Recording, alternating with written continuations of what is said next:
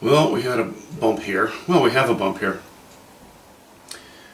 And this hillside behind it, had another bump directly over this bump. I knew that had to go. So I wanted to lessen the importance of this hill. Now the mountain becomes more of a stronger presence in the painting, which it needed to happen. So we're heading in the right direction. As the painting develops, it's becoming a less accurate representation of Mount Cheam, but it's becoming a better painting. And if I had to choose between a better painting or an accurate representation, I'll take a better painting anytime.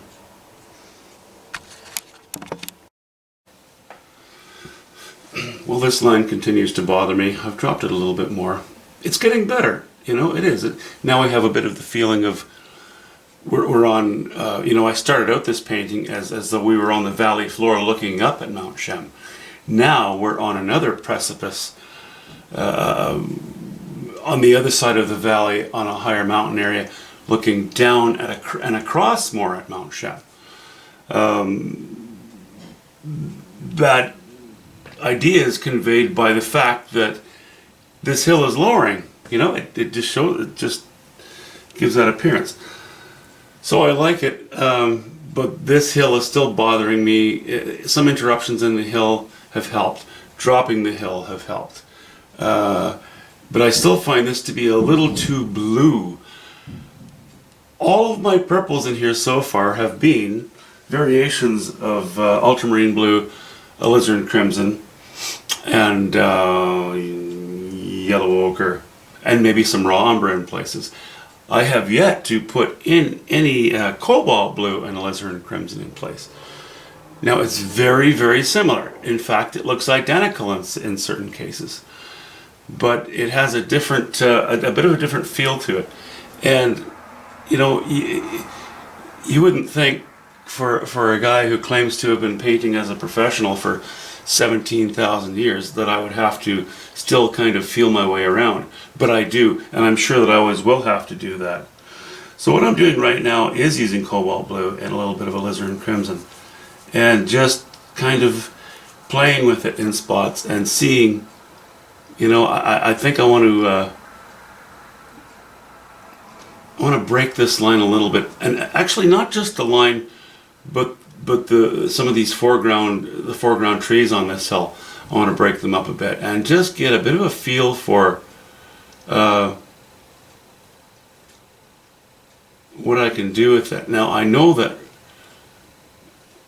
I'm darkening it a little bit value-wise in that area, but I'm going to leave a few spots of green in there and just okay, but I'm also shaping the hill because we're looking at this portion of the hill being further away than this portion. This sliver can act as a mediary between the bluer area and the purpler area because it's a little bit between the two. Let's hope that works. I'm already happy with the painting. I don't think I would have to do too much, but I'm kind of having fun, so we'll see how that goes. It's kind of funny, I originally had planned for this foreground boulder to be very dark, and then this sort of grassy, rocky area in behind it to be quite light. But now that I have everything else painted in, and I'm looking at it, I think that I'm going to continue this in shadow, and this will become light. And we'll darken this, at least where it meets the boulder. Still going to lay some light in other areas, but these two are kind of similar in value, and it's just, I don't want to draw too much attention to it, but it's a little weak, so we'll change that. Well, I think I'm calling it done. It's going to come upstairs anyway, and we'll see if it needs anything. It won't be much. Got a little more purple in here. Don't know if I mentioned this in the last clip or not. It's a new day today, and my memory doesn't last that long. So, Uh, Bringing this into sort of a mauve using a bit of cobalt blue, I think has helped to introduce this whole area, to make it more of one mass rather than splitting this and this so separately, and helped to introduce it to the foreground. I've come in here with a little bit of yellow ochre and raw umber and white, sort of on a curve like this. And hints of burnt sienna up in here. Just tried to give it a bit of variety. Keep it subdued, unimportant. I think my signature might be a little on the large side over there. But that's it. I'll just give you a quick close-up, and then we'll move on.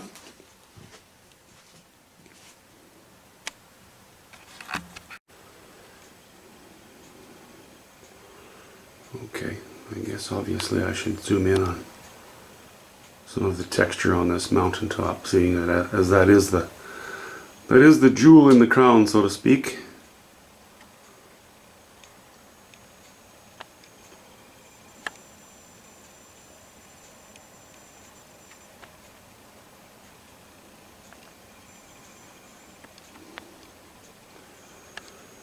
This is the first painting that I've done where I've really used knife and brush in concert.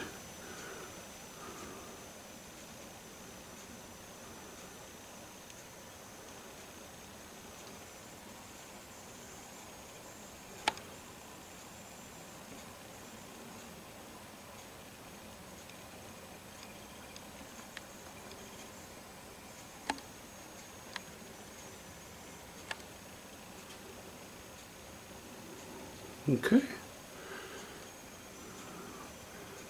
there we have it. Okay, so that is a 2436, and this morning I bought a 3648, so back to something bigger.